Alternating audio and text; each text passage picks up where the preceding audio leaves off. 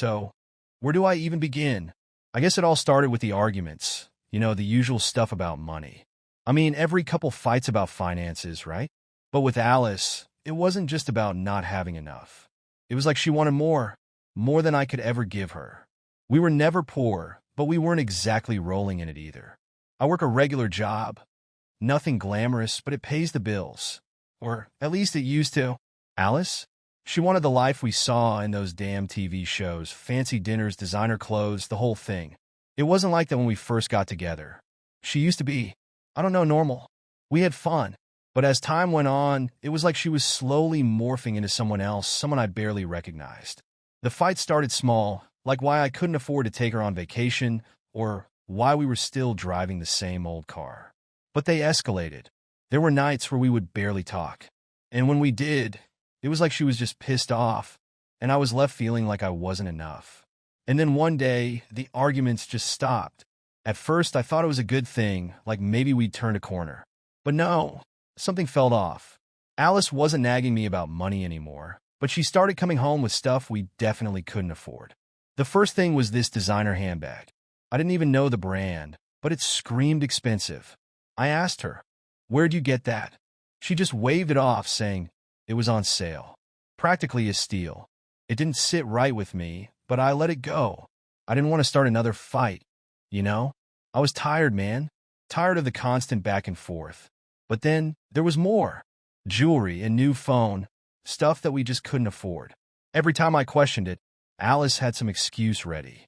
Sales, knockoffs, whatever. I tried to convince myself that maybe I was overreacting, that maybe she had found some unbelievable deals. But deep down, something wasn't adding up. Our conversations about money became non-existent.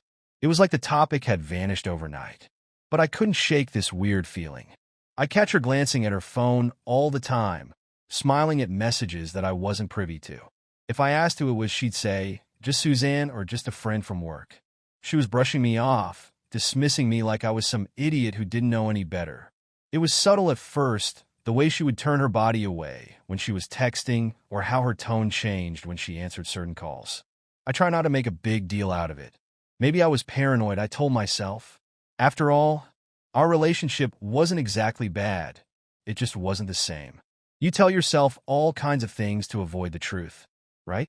You try to ignore the little red flags because the alternative is too much to handle. But man, looking back, I was blind. Things at work were the same as always, boring as hell, but reliable. I wasn't the kind of guy who liked to complain, but sometimes during lunch, my buddies and I would talk about our marriages. Mike, this guy from accounting, would go on about how his wife had maxed out their credit card on some new kitchen appliance, and the whole table would groan in understanding. There was always someone with a story about financial stress, about how money was tight, or how their wives wanted things they couldn't afford. It was relatable, At least it was for me. But as they shared their stories, I found myself staying quieter, not because I didn't have anything to say, but because I didn't want to admit that things were off. The more Alice pulled away, the more I tried to convince myself it was nothing. There was this one day at work when Mike started talking about how he and his wife were seeing a therapist because of money problems. I remember feeling this weird pang in my chest because I knew, deep down, that I should have been talking to someone too. But I didn't. I just nodded along, pretending that everything at home was fine. I was a fool for not seeing it earlier. As time went on, Alice became more and more distant. It wasn't just the expensive stuff or the secrecy around her phone. It was her attitude. She was always distracted, like she wasn't really there even when she was sitting right next to me. Our conversations became shallow, just surface-level stuff. I'd ask her about her day, and she'd give me short, clipped answers, like she couldn't be bothered. Hell, she barely even touched me anymore. Not that I'm saying our sex life was incredible before, but now it was like she couldn't stand the sight of me. One night, I tried to get close to her, thinking maybe we just needed some intimacy. She pulled away, saying she was tired, but the way she said it, it was different. There was no warmth, no love, nothing. Just cold rejection. And that's when it hit me. She wasn't just tired. She was done. But here's the kicker. She wasn't done with life. Oh no, she had plenty of energy for her friends and her nights out. It's just me she had no time for. I'd see her getting dressed up to go out, looking like she was headed to some high-end club, while I sat there in my worn-out jeans and a hoodie, wondering what the hell happened to the woman I married. And the worst part? I ignored it. I mean, who does that? I kept telling myself it was a phase, that maybe work was stressing her out, or maybe she was just going through something. I even convinced myself that maybe I was the problem. Maybe I wasn't doing enough. Maybe I wasn't making her feel loved. I started trying harder, doing more around the house, planning little date nights. Nothing extravagant because, let's face it, we couldn't afford much. But no matter what I did, it was never enough. Then one day, she came home with this brand new phone, something I knew we couldn't afford. I asked her about it, half joking. What? Did you rob a bank or something? She just laughed, brushing me off again. Got it on a great deal, she said. That's when I knew something was seriously wrong. That was the moment when I couldn't keep lying to myself anymore. I started paying closer attention to everything. Her phone, the way she dressed, the way she carried herself. And I realized it had all changed. She was someone else. And I had no idea why. But I was going to find out. You know that gut feeling when something just doesn't add up? It's like a whisper in the back of your mind that you try to ignore, but eventually, it's all you can think about. That was me. A few weeks after I'd finally admitted to myself that Alice wasn't the woman I married anymore. I couldn't shake it. The weird shifts in her behavior, the new expensive crap she was showing off. But I didn't have any proof, just this nagging feeling that something was way off. And then it happened, the moment I couldn't ignore any longer. It was a Saturday morning. Alice told me she was going out for coffee with Suzanne, one of her few close friends. Seemed innocent enough, right? I wasn't trying to be a suspicious husband or anything, but I felt restless. Something had been bugging me about that designer bag she brought home a few weeks ago. She said it was a cheap knockoff from some sale, but the more I looked at it, the more I doubted her story. I mean, I wouldn't know a real designer bag from a fake one, but it didn't feel cheap. It looked legit, too legit. And for someone who claimed we were barely scraping by, she sure was flaunting a lot of expensive stuff lately. I sat on the couch, staring at the bag for what felt like hours. I knew I shouldn't, but I had to know the truth. My fingers itched to grab it, to check if I was just overthinking everything. So I picked it up, flipped it over in my hands, and decided to search the internet. Maybe there was some way to tell if it was real or not. After a few minutes of Googling, I found some tips, ways to spot fakes. I compared everything, the stitching, the logo, even the tiny details like the zipper. And then it hit me like a punch to the gut. This bag was the real deal, a genuine designer piece worth more than we had in our savings. We couldn't afford this. Hell, we couldn't afford half of the stuff she'd been flaunting lately. My heart sank, and this sick feeling crept into my stomach. She'd lied. I don't even know why I did it, but I immediately tried calling her. My fingers fumbled with my phone, and my heart was pounding out of my chest. She didn't pick up. Big surprise. I tried again, nothing. Panic started creeping in, and I was already sweating, wondering where the hell she was if she wasn't really with Suzanne. That's when I called Suzanne. I don't know why I expected her to cover for Alice, but I needed to know. When she picked up, she sounded totally casual, like nothing was wrong. Hey, Suzanne, I said, trying to keep my voice steady. Just checking, you guys still having coffee? There was this pause, just long enough to make my stomach drop. Coffee? I'm at home, Jake, she said, confused. I wasn't planning on meeting Alice today. Her words hit me like a brick to the face. My hand gripped the phone so tightly I thought I might crush it. I could barely respond, just mumbled something about mixing up plans and hung up. My mind was spinning. Where the hell was Alice? And more importantly, why was she lying to me? I sat there for what felt like hours, staring at that damn bag, my thoughts going a mile a minute. I was furious, but more than that, I felt betrayed. I didn't want to believe it. Maybe there was an explanation, some crazy reason why she lied, but deep down I knew. I fucking knew. Something was going on, and it wasn't just about money. I couldn't confront her. Not yet. I needed more. I didn't want to go in blind, accusing her of something without any real proof. So, I decided I'd play it smart, or at least try to. I needed to gather more evidence before I brought it up. I had to know the full truth, even if it tore me apart. The rest of the day, I was a mess. I couldn't think straight. Every time my phone buzzed, I'd jump, hoping it was Alice, but she didn't call. When she finally got home, it was late, and she barely looked at me. She just threw her bag down and said she was exhausted. No explanation, no excuse for where she'd been all day. I didn't press her. Not yet. I wasn't ready. I just nodded, like the fucking idiot I was, and let her go to bed without saying a word. But inside, my mind was racing. I kept thinking back to when we first got married. There was a time when I trusted her completely. We had nothing back then, but we had each other, and that was enough. Or at least I thought it was. Now all I could think about was how much had changed. I remember our wedding day so clearly. Alice looked so beautiful, like someone out of a dream, and I thought I was the luckiest guy in the world. She made me feel like I could do anything. Back then, we didn't care about money. We barely had enough to pay rent, but we were happy. At least I was. I wonder if she ever was, or if this was always lurking beneath the surface, waiting for the right moment to come out. Those memories only made the current situation more painful. I loved her, trusted her, and now I didn't know what to think anymore. Every little thing she did seemed suspicious. That night, as I lay in bed next to her, I couldn't sleep. I kept replaying everything in my head, the lies, the excuses, the expensive crap she kept bringing home. Was this the same woman I married? Or had she been hiding this side of herself all along?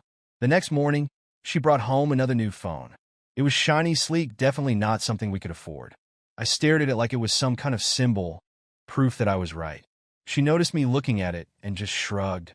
Got it on a great deal, she said, her voice flat, like it was the most normal thing in the world. I didn't respond. I couldn't. My mind was screaming at me to say something, to demand answers, but I held back. I wasn't ready for that confrontation yet. I needed more. I needed to know for sure. That day, I decided I'd keep watching. I'd find out where she was going, who she was with. The old me would have never done something like this, never snooped around or doubted her like that. But I wasn't the same guy anymore. She'd made me this way. All the trust was gone, replaced by this gnawing feeling that I couldn't shake. I didn't know how far I was willing to go to find the truth, but I knew I couldn't stop now. The lies, the secrecy, it was all building up, and soon enough, it was going to explode. The thought of confronting her made my stomach turn. But what choice did I have? If I was going to catch her, I needed to be patient. I needed to be smart. But every day that passed, the doubt festered. The more I uncovered, the less I recognized the woman I thought I knew. So there I was spiraling. The lies, the weird behavior, the expensive shit. All of it was stacking up, and I couldn't shake the feeling that I was missing something huge. I didn't want to jump to conclusions, but let's face it, everything was screaming that Alice was hiding something. The problem was I had no solid proof, just a gut feeling that was driving me insane. It was late one night when I finally decided to check her phone. We were in bed, and Alice had drifted off to sleep, her phone lying on the nightstand, right next to me.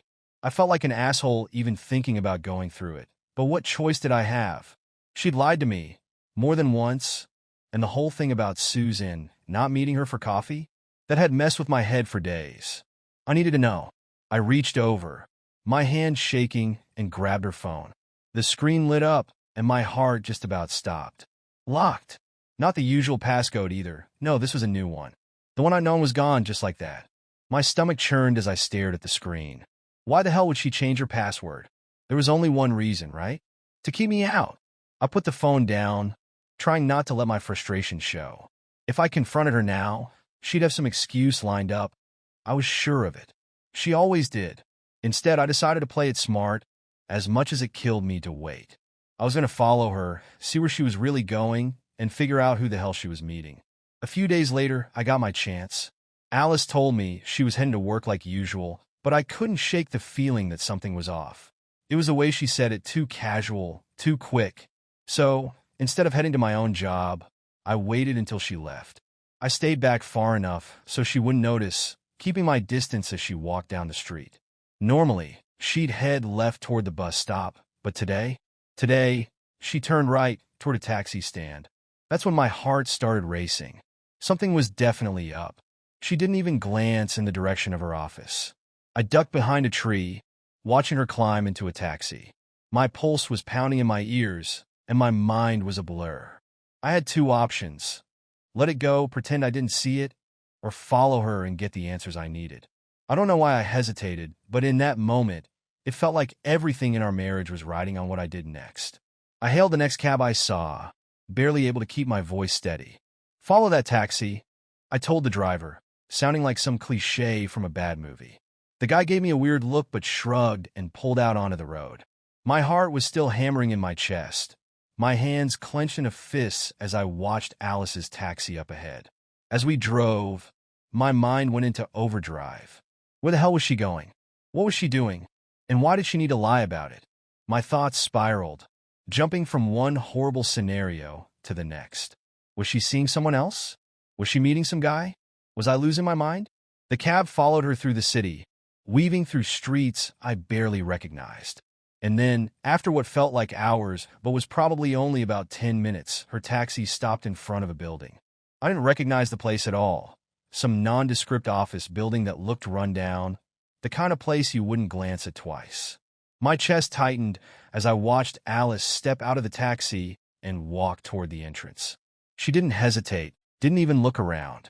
It was like she'd been there 100 times before. The driver glanced at me in the rearview mirror. "You want me to stop here?"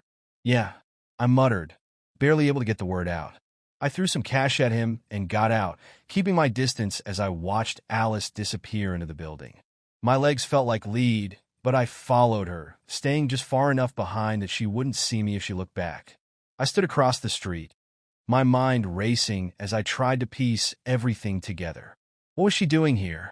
And then, as if the universe wanted to twist the knife even deeper, I saw him. Michael. Her boss. He strolled up to the building like he owned the place, all confident and casual.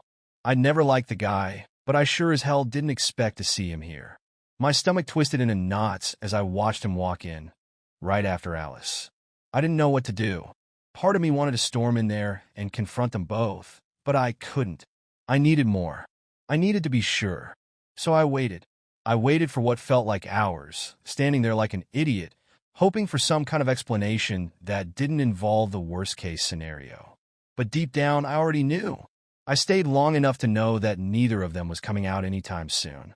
My head was spinning, my heart pounding as I finally turned to leave. I felt sick, like I just watched everything I thought I knew about my life slip through my fingers. But I wasn't done yet.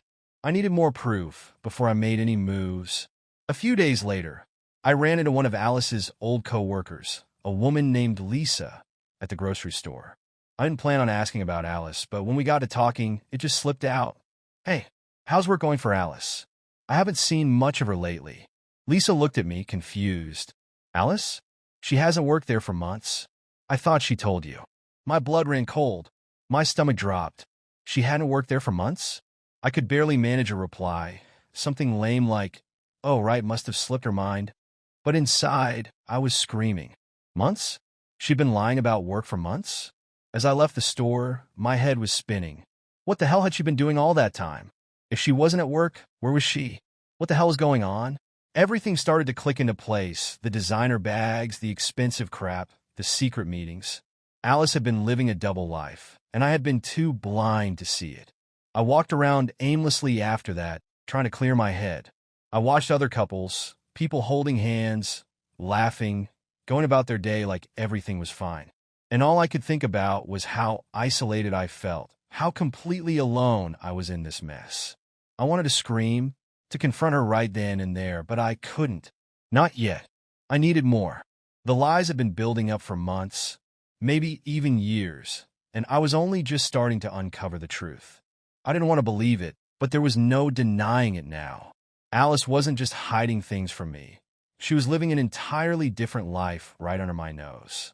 And I was going to find out exactly what that life was, even if it killed me. After what I'd seen, I couldn't shake the feeling that Michael was the key to everything. He wasn't just Alice's boss anymore. He was something more. And if he was involved, then maybe his wife, Victoria, was in the dark just like me. It didn't take much to find her on social media. A few clicks and there she was smiling in all these pictures with him, like everything was perfect. It made me sick to think that she probably had no idea her life was a sham, just like mine. I hesitated before sending her a message. I mean, what the hell was I even supposed to say? "Hey, I think your husband is screwing my wife." Want to grab coffee? But I had to know. I had to get more information. So I typed out a simple message, vague but direct. Hey, I need to talk to you. It's about Michael and Alice. Please, it's important. And I hit send before I could second-guess myself. A couple of hours later, she replied. I wasn't expecting her to get back to me that fast, but there it was, a short, almost curt message. What is this about? Meet me at the cafe on Broad Street tomorrow, 2 p.m. That was it. No small talk, no confusion. Just straight to the point. The next day, I showed up early, my nerves frayed. I hadn't told Alice where I was going. She'd been acting all sweet lately, as if nothing had changed. It was driving me insane. She didn't know I had figured things out, and I needed to keep it that way for now. Victoria walked in a little after 2, dressed to perfection, like she had just stepped out of a magazine. She was older than Alice, but there was this confidence about her, something that drew you in. I wondered if Michael had any idea what kind of woman he was betraying. She spotted me immediately and walked over, her eyes cold, calculating. She didn't even sit down at first. She just looked at me like she was sizing me up. What do you want? She asked, not bothering with pleasantries. I took a deep breath and launched into it. I think Michael is having an affair with my wife. Her face barely changed. It was like I hadn't said anything out of the ordinary. She just raised an eyebrow and crossed her arms. And why should I believe you? Frustrated, I told her everything. How Alice had been lying for months, the designer bags, the secret trips, the fact that I'd seen Michael walk into that building with her. I laid it all out, trying to sound as rational as possible, even though my insides were burning. But she wasn't having it. She shook her head and stood up. I don't have time for this nonsense, she snapped. You must be mistaken. Michael isn't. He wouldn't do that. Before I could say another word, she turned on her heel and left. Just like that. My heart sank. I didn't even know why I had expected her to believe me. Maybe because if the situation was reversed, I would have wanted to know. But I guess it's different when you're the one being told your life is a lie. I went home that night, angrier than I had been before. Alice was already there, acting like the perfect wife. I couldn't even look at her. Every time she smiled, every time she asked me how my day was, I wanted to scream, but I didn't. Not yet. Then, out of nowhere, a few days later, I got a call. It was Victoria. She sounded different this time, defeated. Jake, I need to see you, she said, her voice quiet. You were right. About Michael and Alice. Meet me at the bar on 8th. I showed up that evening, not knowing what to expect. When I walked in, I spotted her at the bar, a drink already in her hand. She looked tired, like she hadn't slept in days. I slid onto the stool next to her, and before I could even say anything, she spoke. I hired someone, she said, her eyes fixed on the glass in front of her. A private investigator. Followed Michael for a week. And well, you were right. He's been meeting your wife. Regularly. Hearing it out loud from someone else hit me like a freight train. Even though I had already suspected it, confirmation felt like a dagger to the chest. I downed my drink in one go, the burn doing nothing to ease the pain. Victoria ordered another round, and soon, the two of us were sitting there, drinking more than we probably should have. She told me about how she'd had her suspicions for months, but pushed them aside, convincing herself that Michael was just busy with work. I told her about the lies Alice had been feeding me, about the fake coffee dates, and the bullshit excuses. We were both in the same sinking boat, and for the first time in weeks, I didn't feel completely alone. It wasn't long before the conversation shifted, became more personal. We started talking about how it all began, our marriages, the good times before things went to hell. I told her about the Alice I used to know, the woman I'd fallen in love with, before she became this distant, unrecognizable stranger. Victoria talked about how Michael had been her rock, her partner in everything until he wasn't. At some point, the drink started to blur the lines. The sadness, the anger, the betrayal. It all mixed together, and suddenly, it was just me and Victoria. Two broken people, leaning on each other in ways we hadn't planned. I feel like such a fool, she whispered, her voice thick with emotion. I thought we were happy. I thought he loved me. I didn't have the words to comfort her, because, honestly, I was thinking the same damn thing. Instead, I reached out, resting my hand on hers. There was something in the way she looked at me, this quiet understanding, this shared pain. And maybe it was the alcohol, or maybe it was just the sheer weight of everything we were going through. But before I knew it, we were kissing. It wasn't some grand, passionate moment. It was slow, deliberate, almost hesitant, like we were both testing the waters, seeing if it was even okay to feel this way. But then, it grew more intense, more desperate, as the weight of our shared betrayal drove us closer. We stumbled out of the bar, into the night, and found our way back to her place. What happened next wasn't just about sex. Sure, there was the physical side of it. Victoria was still beautiful, still had this magnetism about her. But it was more than that. We were both hurting, both shattered by the people we had trusted the most. As we undressed each other, there wasn't any hesitation. It was raw, messy, and filled with this strange kind of emotional intensity. It was like, for just a little while, we could forget the people who had torn our hearts apart and lose ourselves in each other. Afterward, we lay there in the dark, the silence heavy around us. It wasn't awkward, though. There was a strange kind of comfort in it. We didn't say much. We didn't need to. We both knew this wasn't about love. It was about finding some kind of solace in the wreckage of our lives, some connection that made the pain a little more bearable. When I finally left her place that night, I wasn't sure how I felt. Part of me felt guilty, like I had stooped to Alice's level. But another part of me, it felt free, like I'd taken the first step in reclaiming my life from the mess Alice had made of it. But deep down, I knew this was just the beginning.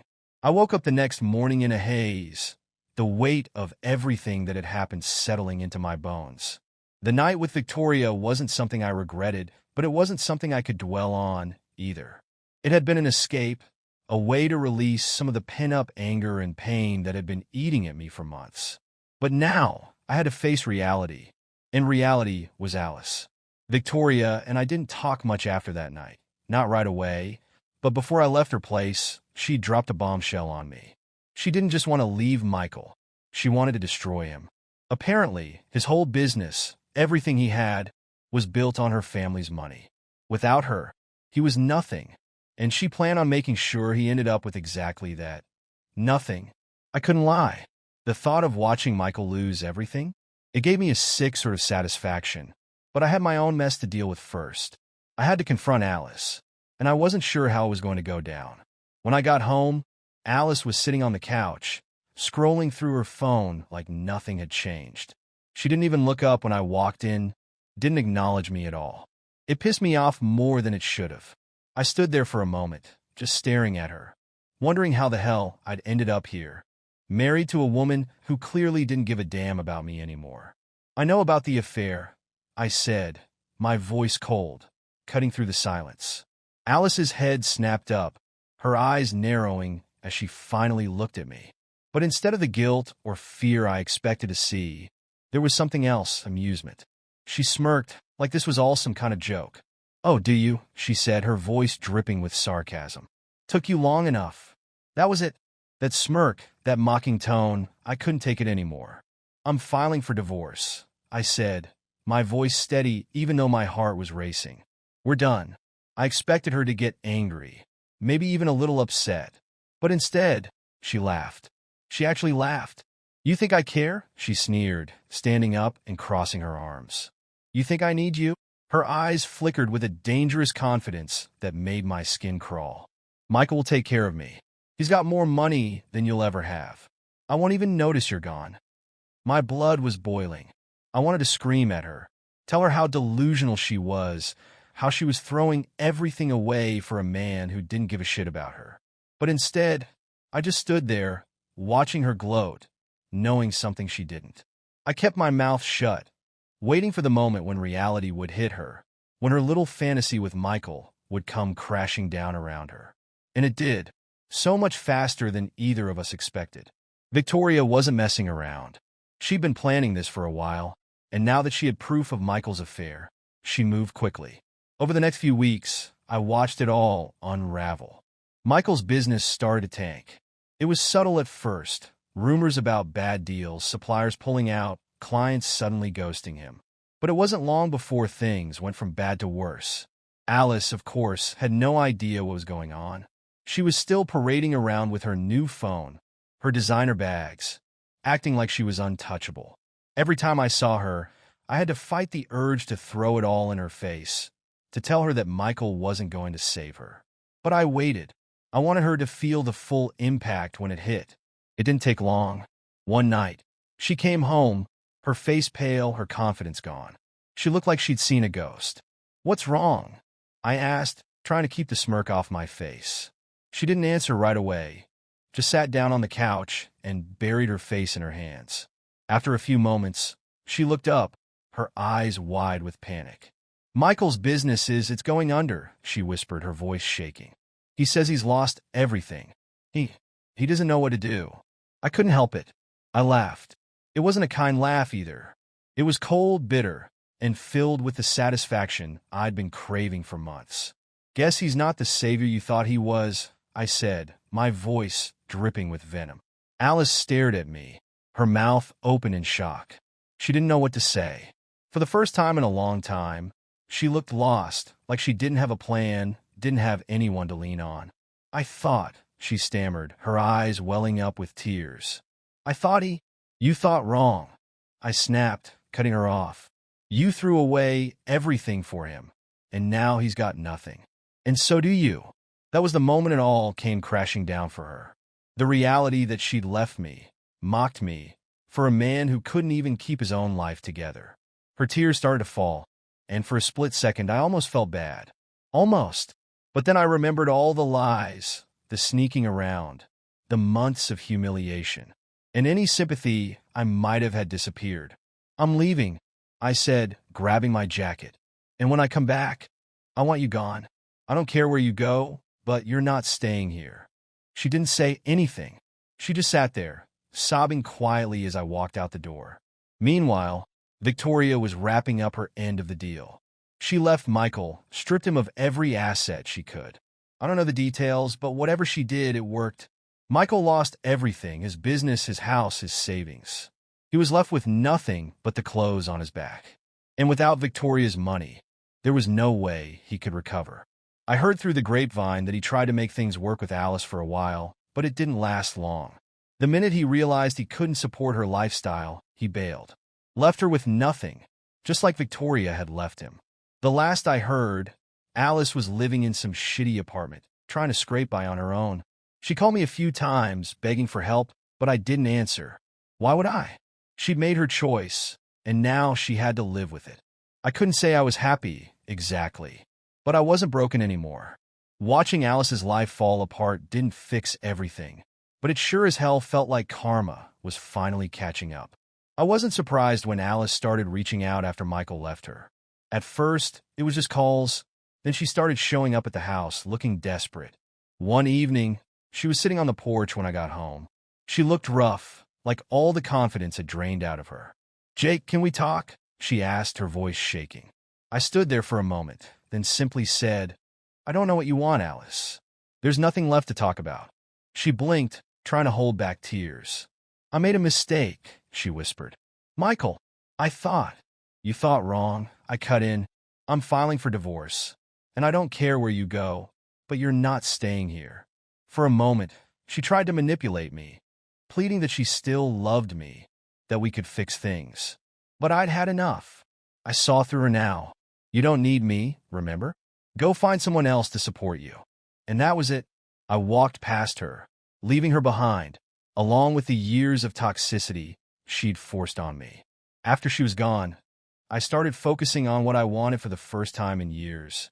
I'd always dreamed of starting my own business, but with Alice constantly pushing me down, I never had the confidence. Now, with her out of the picture, I took the plunge. It was slow at first, but soon enough, my small home repair business started to grow, and I was thriving in ways I never imagined. A few months later, I met Megan. She was a client at first, but we hit it off, and eventually, it became something more. She wasn't anything like Alice. Megan was kind, grounded, and never made me feel like I wasn't enough. With her, I felt supported, not judged, and for the first time, I saw what a healthy relationship could be. Looking back, I realized that Alice had held me back for years. She made me feel like I had to keep chasing some impossible dream just to keep her happy, but in the end, I was better off without her. Now, I'm free. Free to be who I am, without the weight of her expectations dragging me down.